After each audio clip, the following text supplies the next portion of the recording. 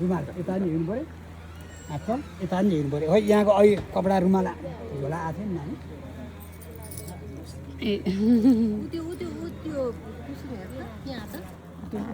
रातो झोला हो नानी त्यहाँ यसमा यही हो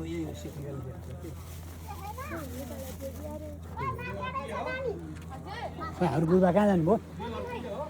ए गुरुबा त्यहाँ पठाउनु हो बबिना आएन भने त छिटो मान्छे ल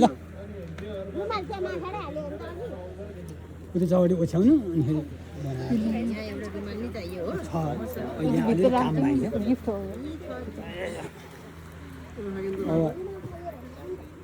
एकवटा गोदान गर्नु पऱ्यो दुलादुले दुवै जान्छ है लगन सुटी गर्नु पऱ्यो